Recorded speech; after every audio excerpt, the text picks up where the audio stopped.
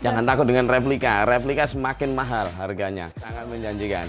Itu. Jujur aja yang Pontiac 66 Bonneville itu atas recommended saya yang booking dari Amerika datang ke Indonesia. Yang rencananya akan saya, kalau itu memang masuk, sudah saya rakit di Gerek ACL. Saya akan panggil YouTuber siapapun yang mau masuk, monggo. Dan akan saya mau bikin IG dari situ. Cuman sekarang kayaknya gagal semuanya. Ngelepas knalpot di tengah hutan itu jam 9 malam. Udah gitu nggak bisa dilepas. Kita jalin persaudaraan lebih erat. Kita jalin bisnis yang lebih erat lagi gitu. Kita jangan saling jatuh menjatuhkan. Yang penting sabar memang. Jangan berpikir nanti siapa yang beli. Gitu loh. Insya Allah pasti ada yang beli. Sebenarnya mulai kapan sih Mas Acing bisa suka sama mobil klasik, dan mobil apa sih pertama yang dimiliki?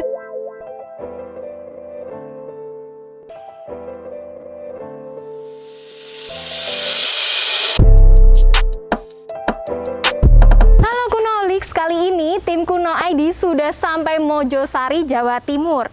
Tepatnya di ACL Classic Garage. Di bengkel ini banyak sekali mobil klasik dengan ukuran jumbo. Kita langsung aja yuk tanya-tanya dengan ownernya, bahas tentang restorasi dan bengkel ini. Let's go! Kita sudah bersama dengan ownernya ACL Classic Garage. Kita bakalan bincang-bincang tentang restorasi bengkel mobil klasik di sini, dan kita juga bakalan bahas mobil klasik yang ukurannya jumbo-jumbo di sini. Yuk. Halo Mas. Ya, sama-sama Mbak. Boleh kenalan dulu sama teman-teman dari Kunoholics? Iya. Ya, dengan Mas ACL Classic Gerex Acim. Oke, Mas gitu. Acim ya. Iya. Oke. Kita mau tanya-tanya nih.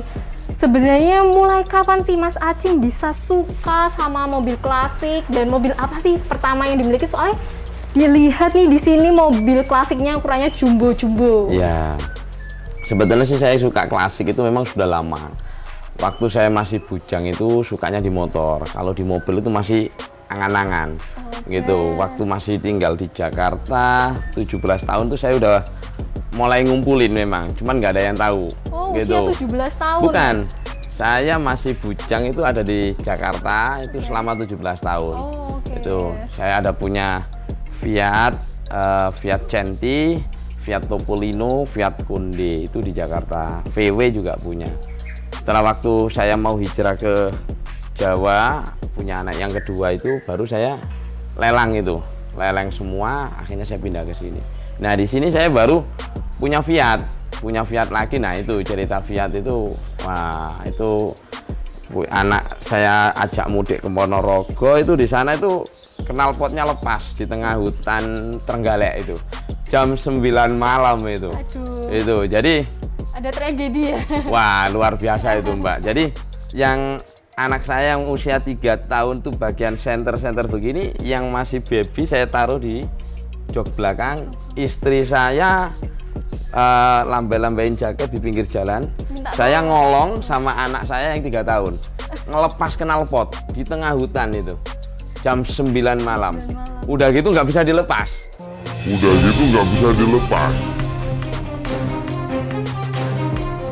Jadi cuman copot gitu doang. Akhirnya terpaksa kita patahin, saya keluarin di samping mobil begini. Jadi mobil jalan sambil istri megangin begini tuh. Ini tuh jalan tuh sampai knalpot jadi apa, berisik kan, gitu. Jadi istri megangin begini tuh. Itu sampai ke rumah Ponorogo. Itu cerita Fiat itu. Gitu. Ternyata malah favoritnya pertama kali Fiat ya. Iya. Nah setelah itu baru saya ngerambah lagi ke Impala, Holden, Impala. Nah terus setelah itu Ford Marmon, saya pernah dapat Ford Marmon Ori waktu itu. Nah setelah itu baru saya dapatlah kabar ini spare part. Itu saya dari ngebomnya itu spare part itu, gitu loh. Jadi koleksi saya yang di belakang itu ada Dodge, ada Impala, Ford Marmon itu saya lelang semua buat nutup spare part itu. Gitu. Jadi saya berjalan untuk klasik ini di Jawa Timur ini kurang lebih baru 5 tahunan. Dari nol itu, dari nol punya Fiat 1 itu. Satu itu punya Konde, terus punya lagi Fiat 55, terus punya lagi Topolino tahun 36, baru setelah itu Holden, Impala, Ford Marmon, baru merambah sampai sekarang ini. Oke, Gitu. berarti memang itu ya Pak ya. Sebenarnya pastinya tahun berapa Pak? Kalau saya pastinya ini, waduh saya lupa ya. Kalau diputar balik sampai sekarang ini 5 tahun kemarin lah, Mbak. Oke, 5 Jadi, tahun yang lalu. 2000 berapa ya? 2014 ya. Itu 2014 2015-an lah. Itu baru pertama main di klasik itu.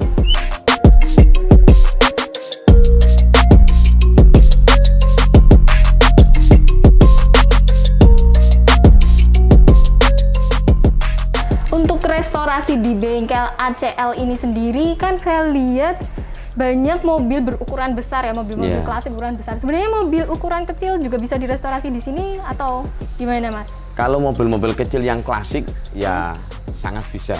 Tapi kalau memang yang bukan klasik kayaknya kurang greget. Memang saya, gitu. khusus mobil klasik ya. Iya, karena klasik itu gimana ya Mbak ya, ada seninya gitu loh. Karena memang saya itu 70% itu di hobi, Oke. gitu loh, hobi gitu loh. Kalau untuk 30%-nya mungkin saya memang bisnis gitu loh. Dan setelah itu ya alhamdulillahnya saya itu banyak teman-teman yang saya punya kenalan di ahli-ahli. Nah disitulah saya rangkul gitu loh. Jadi sebetulnya dari saya buka klasik ini dari dulu saya memang nggak pernah terima restorasi Oh gitu. gitu. Jadi saya baru berangan-angan akhirnya harus terima jasa restorasi ini karena pandemi ini aja gitu loh. Mulai pandemi itu memang saya bayar karyawan 7 orang tuh nggak kuat kayaknya gitu. Aduh, langsung dari pandemi ini malah bisa jadi buka bisnis gitu. Iya ya. gitu. Dulu memang saya beli bahan beli bahan saya jadikan setengah jadi kita jual gitu. Terus ketemu sama tukang-tukang ahli itu, akhirnya saya tawarin bisa nggak bikin begini. Akhirnya saya berawal bikin replika lah itu gitu. Oke. Untuk tantangan yang biasanya dihadapin dalam proses restorasi atau tentang bengkel ini, biasanya Iya. tantangannya apa saja sih Mas yang dihadapin? Oh gitu. Kalau untuk tantangannya memang selama ini yang saya alamin ini, selama saya restorasi ini, tantangannya cuma satu. Ya. Biasanya customer ini terkendala di biaya. Itu kendalanya. Gimana maksudnya biaya itu? Bisa Jadi dijelaskan? terhenti, biayanya itu terhenti. Kalau untuk planning untuk penyelesaian, insya Allah selama ini saya nggak pernah mundur, Oh, gitu. gitu loh. Malah sebelum selesai, insya Allah mobil sudah siap, sudah jadi. Nah di situ biasanya customer itu terkendala di biaya, Oh, gitu. nyelesain tapi terkendala biaya. Iya, Oke. gitu. Kalau boleh tahu nih, Mas Acim sendiri ikut komunitas apa? Wah kalau saya belum masuk ke komunitas mana-mana ya, Oh, masih belum. independen saya. Oh gitu, independen semuanya. Iya. Gitu Gitu, ya. masih independen saya. Oke. Gitu. Kalau punya channel YouTube atau media sosial gitu?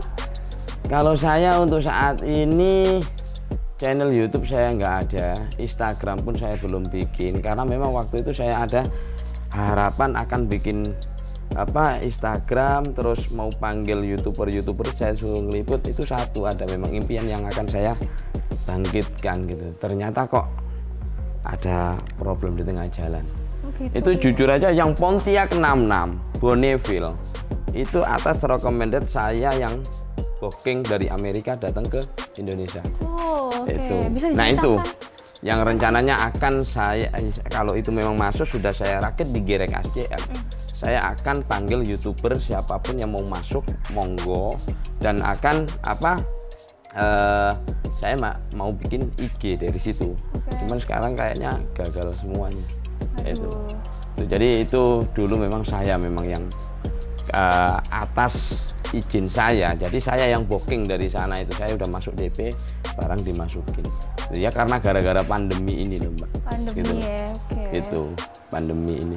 Kalau membahas tentang investasi di mobil klasik, kalau menurut Mas Acim gimana itu?